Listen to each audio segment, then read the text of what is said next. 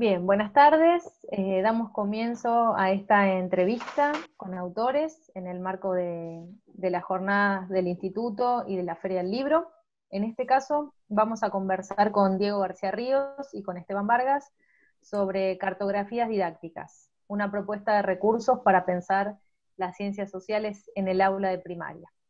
Así que les damos la bienvenida, les decimos buenas tardes y los invitamos a que se presenten y que nos cuenten un poco del libro y de la motivación, ¿no?, que llevó a esta publicación.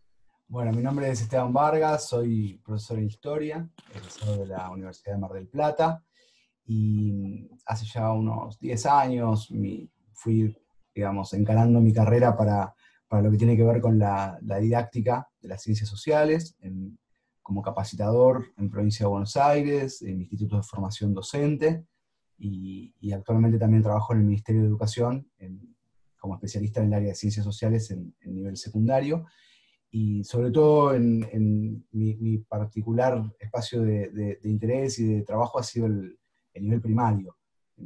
Como docente de instituto me he dedicado sobre todo a trabajar en las didácticas de sociales de nivel primario, así que bueno, también de eso va un poco el libro, y los destinatarios en este caso son docentes de primaria. Bueno, y mi nombre es Diego García Ríos, yo soy también egresado de la Universidad de Mar del Plata, pero de Geografía. El recorrido mío es bastante similar al de Esteban porque, digamos, empezamos a trabajar, digamos, cercanos a estar recibidos en lo que es formación docente, en institutos. Bueno, en mi caso tengo la experiencia de haber compartido con ustedes, ahí en el 63 en Vidal trabajé 2 años, trabajé en Miramar, ahora estoy en el 19 de Mar del Plata, y bueno, como Esteban también soy capacitador, pero de geografía de lo que es el área de secundaria, del área de geografía para el nivel secundario, así que, bueno, básicamente ese es mi recorrido, y a diferencia de Esteban, yo me vinculo más con el nivel secundario y sobre todo sobre lo que es la práctica docente. Sí, siempre que nos ponemos a hablar sobre la cuestión nos resulta bastante gracioso porque decimos lo mismo, que esto fue, digamos, conversado así en una noche de cumpleaños, porque sucedió lo siguiente: el año pasado yo escribí mi primer libro que se llama El arte de los recursos didácticos en el aula de geografía, que era una compilación de diferentes recursos y materiales que yo venía reuniendo a lo largo de todos mis años de docente y de capacitador en geografía. Y lo que yo hice fue sistematizar según los años, digamos, y además hacía una sugerencia metodológica de qué manera se podía implementar eso en el aula, como una sugerencia a los colegas. Y como tenemos un amigo en común con Esteban, yo le propuse esa noche de cumpleaños que podamos hacer lo mismo, podamos pensar senderos y caminos para lo que es primaria, de la misma, digamos, desde la misma metodología de trabajo, ¿no? Reuniendo materiales y fijándonos en diferentes recursos, reservorios que nosotros teníamos, para poder compartir con las compañeras y los compañeros de lo que es el nivel primario, de lo que son los recursos para ciencias sociales en este caso. Así que bueno, todo lo que fue la segunda parte del año pasado, del 2019, estuvimos trabajando en conjunto, que en realidad discurrimos de una manera bastante interesante, porque él, al ser de historia y yo ser de geografía, nos complementamos muy bien, porque como en todos los años de primaria, de alguna manera se trabaja por un lado el tiempo y por otro lado el espacio, como que por un lado teníamos un trabajo individual interesante, pero por otro lado teníamos permanente comunicación y conversación para, digamos, poder acordar ciertas cuestiones que hacían a las propuestas que nosotros estábamos formulando. Así que bueno, fue un tránsito muy, muy lindo, muy interesante, y que bueno, lo terminamos de escribir en lo que fue diciembre del año pasado, así con Bermudas, era otro el mundo, y bueno, y a principios de este año vio la luz de manera impresa en papel. Bien. Por ahí, leyendo un poco el libro y comentándolo entre nosotros, por ahí lo que pensamos son algunas cuestiones o puntos interesantes que nos gustaban desde del libro, y que más que nada queríamos poner en la mesa y charlar y debatir también con ustedes. Por eso, más que un espacio de preguntas, por ahí pensamos un espacio de reflexión en conjunto, ¿no? El primer punto que a mí me resulta interesante, quizás también por mi trayectoria superior y por trabajar en el área de ciencias sociales, es que, bueno, el prólogo del libro, ¿no? Que está realizado por Isabelino Sied, ¿no? Que es un referente nacional e internacional de las ciencias sociales y particularmente de la didáctica de las ciencias sociales, ¿no? Y el prólogo me parece que da algunas pistas sobre las formas de comprender la propuesta didáctica, ¿no? No solamente como una receta, no como una receta, sino como un lugar en el que el docente toma decisiones, ¿no? Posiciona al docente en el lugar de la toma de decisiones. Y en esa toma de decisiones busca un sustento firme, define criterios, y en función de eso, digamos, va armando su propuesta en función de un grupo áulico, ¿no? Y de un contexto en el cual le toca enseñar. Me preguntaba en este sentido, ¿por qué un libro de recursos para primaria, no? Yo sé que todo lo que estamos preguntando ustedes lo dicen en el libro y está más que claro, pero por ahí para alguien que no leyó el libro o que quiere, digamos, interiorizarse para acceder al libro, me parece interesante que lo podamos plantear, ¿no?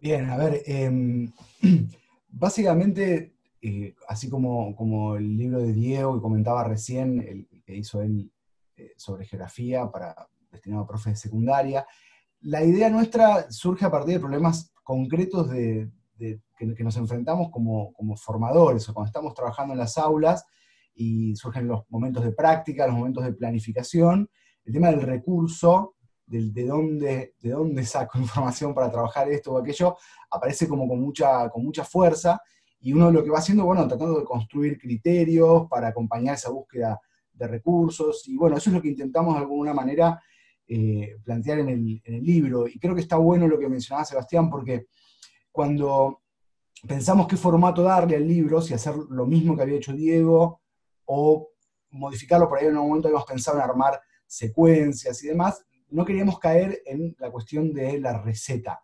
Es decir, bueno, ¿querés trabajar las migraciones para tercer año? Así es como se hace. Porque no hay un así, justamente. Lo que nosotros queremos hacer es acompañar a los colegas docentes en la construcción de sus propios criterios para trabajar la fuente. Por supuesto que una selección como la que hacemos siempre es subjetiva, siempre es parcial, siempre es limitada. Estamos de alguna manera marcando nuestro rumbo y nuestra línea, pero no estamos ofreciendo una receta didáctica.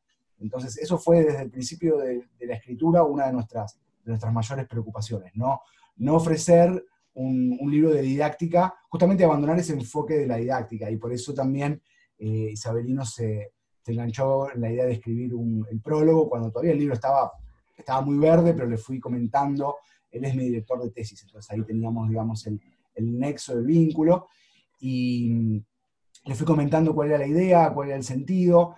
No deja de ser un libro instrumental, es un libro netamente instrumental, pero no es un libro de recetas. Entonces estuvimos trabajando bastante en el equilibrio para lograr eso, ¿sí? Que bueno, suponemos que más o menos se habrá logrado, esa era básicamente la idea, ¿no?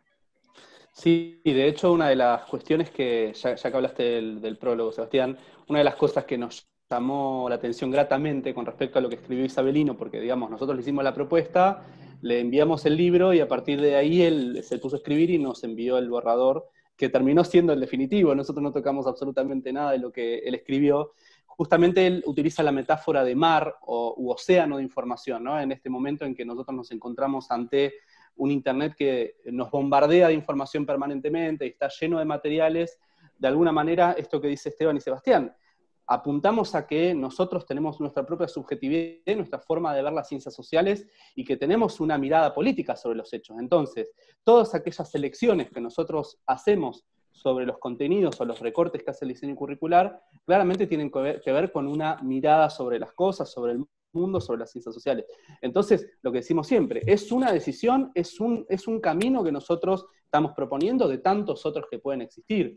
Digamos, hoy Esteban habla de las migraciones, podemos hablar de la construcción del territorio nacional, o del periodo de Rosas. Bueno, nosotros decidimos seleccionar ciertas fuentes o ciertos materiales, pero no quiere decir que las compañeras o compañeros después puedan seleccionar otra cosa, digamos. Entonces, de alguna manera, la apertura está dada en ese sentido.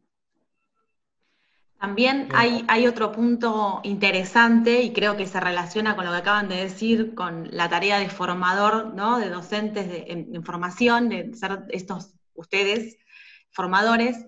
El libro sigue muy de cerca los diseños curriculares. Entiendo que tiene que ver también con el trabajo de ustedes en los institutos superiores de formación docente. ¿Esto lo han tenido en cuenta los contenidos y las propuestas del diseño curricular, los recortes y las miradas del diseño curricular a la hora de también ustedes seleccionar estos recursos? Sí. Nosotros intentamos tomar como punto de referencia el diseño de Provincia de Buenos Aires. Igualmente, lo repensamos y lo replanteamos en algunos casos como para que también haya una articulación con los núcleos de aprendizaje prioritarios, es decir, que el libro tenga también la posibilidad de llegar, y de hecho lo hace, y estamos muy contentos con eso, a docentes de todo el país. Pero bueno, tomamos el diseño de Provincia de Buenos Aires, que nos pareció lo suficientemente completo y abarcativo, y la forma en que está encarado como para que sea el punto de referencia. Y a su vez nos encontramos también en algunos momentos, porque el diseño no es homogéneo en ese sentido, hay veces que los contenidos que plantea tienen como un recorte bastante claro en cuanto a dónde están enfocados, y en otros casos, sobre todo en primer ciclo, nosotros tuvimos que ahí arbitrariamente hacer un recorte nosotros, en virtud de lo que nos parecía interesante abordar. Por ejemplo, acá está, mientras ustedes hablaban, yo miraba el índice, la vida familiar y social en el presente y en el pasado cercano. Bueno, si tuviéramos que ponernos a relevar fuentes de información y recursos, en virtud de eso sería un libro entero. Entonces, lo que hicimos ahí fue recortar nosotros, darle un rumbo a eso, y decir, bueno, esto es un camino posible. Por eso cada contenido está comentado, tiene un breve comentario inicial, donde de alguna manera lo que hacemos es posicionar ahí, marcar el alcance de cómo pensamos ese recorte. En otros casos, el contenido es más amplio, es más abarcativo, y bueno, tiene otras características, pero eso es lo que intentamos de alguna manera ir haciendo. Sí, en función de esto que comentan ustedes, tanto en la pregunta de María Victoria como lo que referencia a Esteban, fue, digamos, esa decisión que nosotros tomamos a la hora de elaborar estos encabezados luego de cada año o de cada eje descriptor, fue una mirada crítica sobre lo que había sido mi propio libro, porque yo al principio de lo que es el libro de geografía hago una referencia que yo sabía que iba a ser una debilidad, pero una debilidad luego, posteriormente, por la relevancia que tomó después, porque yo realmente había pensado ese libro inicial mío como una suerte de compartirlo acá con mis colegas de Mar del Plata y se acababa. Y de repente empezó a tomar tanta, digamos, relevancia en los colegas de otros lados del país por las redes sociales, porque está lleno de grupos, digamos, donde hay compañeros que piden todo el tiempo intercambio de materiales, de recursos y demás, que terminó siendo como un libro muy provincia de Buenos Aires céntrico. Entonces no queríamos volver a caer nuevamente en esa situación.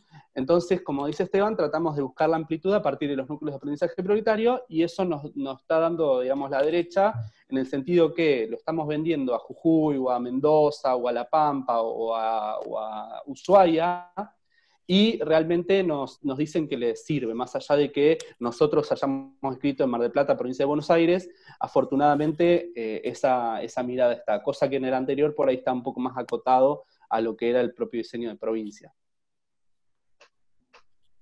Bien, genial.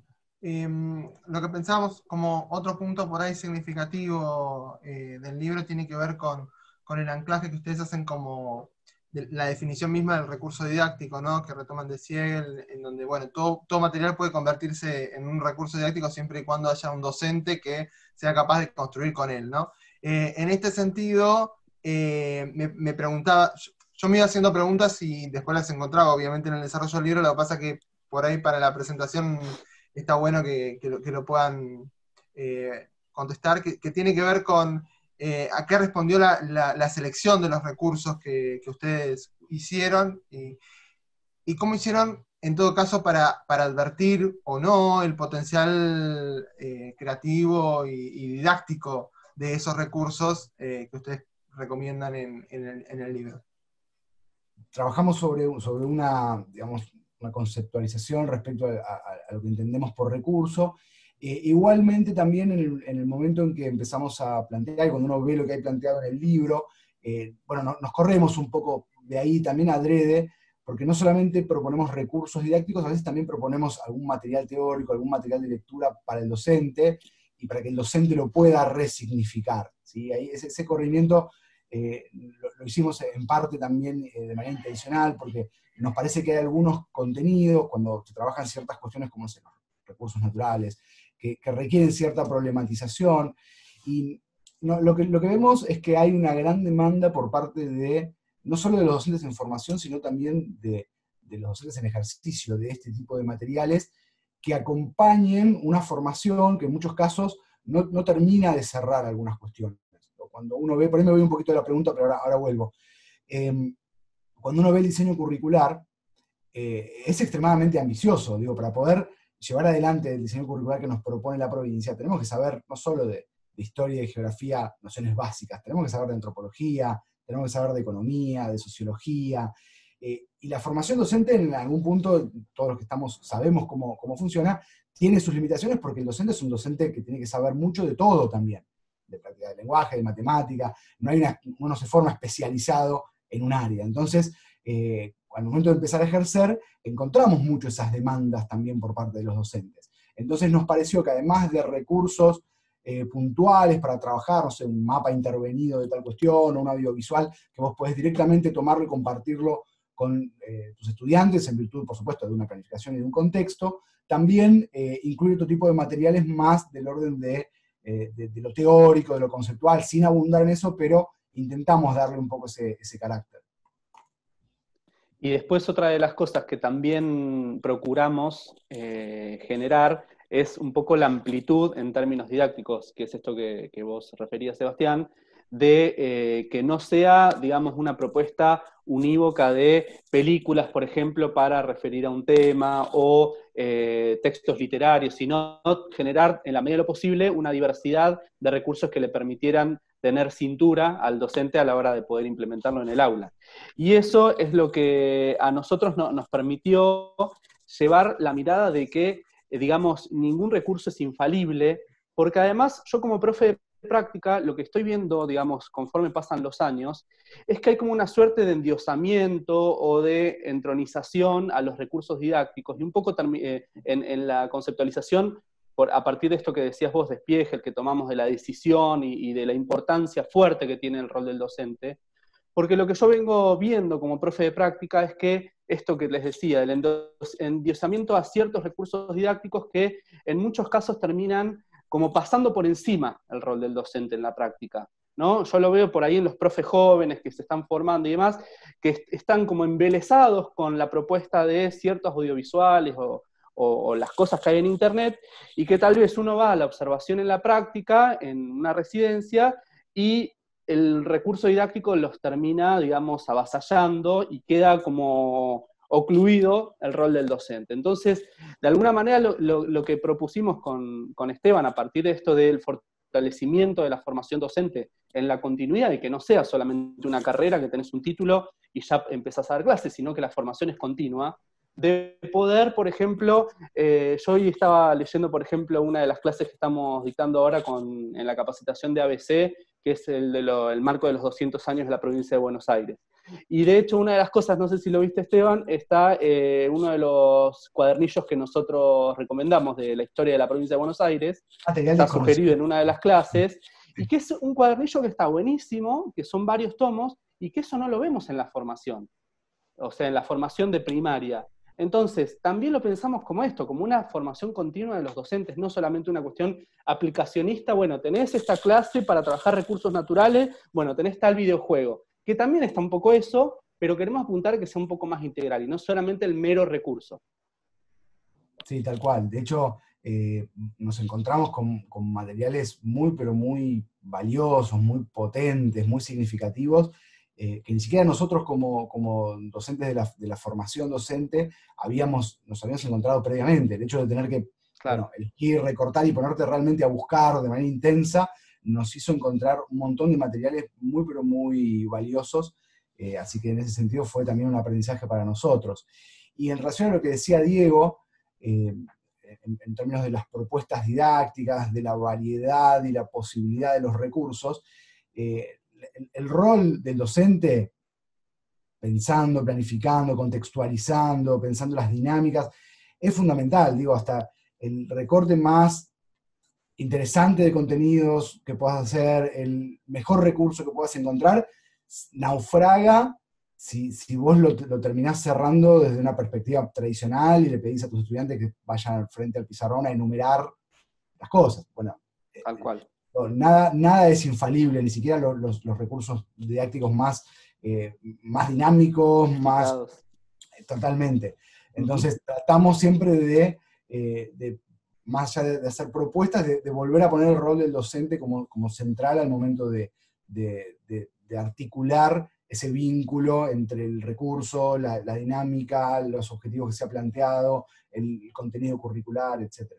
Otra cuestión que pensaba, pensaba en individual, porque las chicas después me cargaban por el fetichismo que implica la pregunta, pero digo, para mí es un potencial en la articulación material que hacen del libro, o sea, como recurso, y la articulación, digamos, con los recursos digitales, ¿no? Yo soy un amante de tener el libro impreso en la mano, ¿no? De tenerlo, Claro. de sentirlo, leerlo.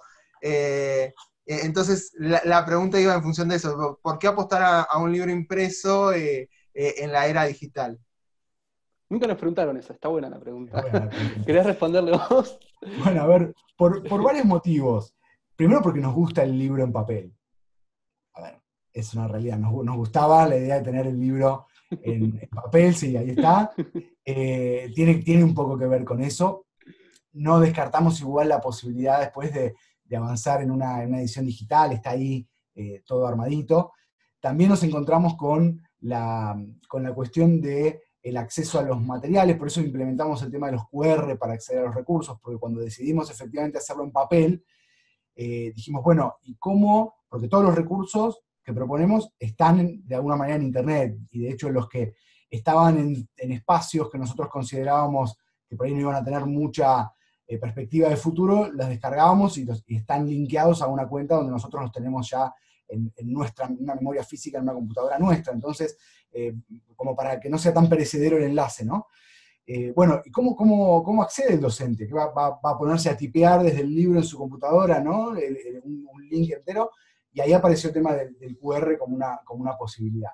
En la edición virtual que estamos armando, que estamos cerrando, los enlaces ya están directamente incluidos en la imagen, ¿no? No hay QR, pero nos pareció que era una buena manera de saldar esa cuestión. Y en cuanto al porqué de la edición en papel, porque nos gustaba el papel, nos parecía que estaba bueno que más allá de que más adelante haya una edición física, una edición digital, que esté el libro, que exista el libro de manera material. Nos parecía algo, somos gente del siglo XX nosotros en algunos aspectos todavía. Sí. Y, con respecto a lo de perdón. No, después digo si querés por ahí avanzar en por qué decidimos hacerlo de manera independiente, y ni fuimos a tocar una puerta. Bueno. Tal cual, sí. No, y tampoco te hagas el humilde. El de la idea de los QR fue Esteban, que fue uno de los grandes hallazgos con respecto a lo que había sido el libro mío anterior, que justamente se basaba en esto de la copia del chorizo de la dirección HTTP.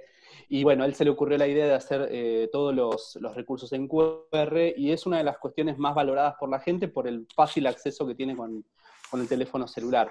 Y eso, déjenme decirles que fue una de las cosas que más trabajo nos llevó, porque hay que hacerle una página, bueno, es todo un trabajo, digamos, de diseño, y ahí voy un poco a lo que me comentaba al pie que me dio Esteban, que todo el libro, o sea, desde la tapa hasta el diseño del interior, hasta las relecturas, que fueron como 10 relecturas y demás, fue todo elaborado por nosotros. O sea, no tuvimos, digamos, ninguna contribución de ninguna editorial, nada, porque nosotros ya habíamos transitado, digamos, la fundación de la editorial Cartograma, que nosotros lo habíamos hecho de manera más independiente, si se quiere, ahora la hemos registrado en el sistema público de editoriales. Y bueno, digamos, es mucha la alegría que supone editar tu propio libro y sin ningún tipo de directriz por parte de editores ni señalamientos, pero por otro lado también tenés la contraparte de que es mucho el trabajo que te lleva. O O sea, el trabajo de edición, el trabajo de encuadernación, ir a la imprenta y que la imprenta te lo rebote porque los márgenes están mal acomodados, el tamaño de la letra, que la calidad de la tapa, bueno, es todo un tema. Y después también lo que supone el hecho de la distribución, la comercialización, que también está a nuestro cargo. Nosotros siempre decimos lo mismo.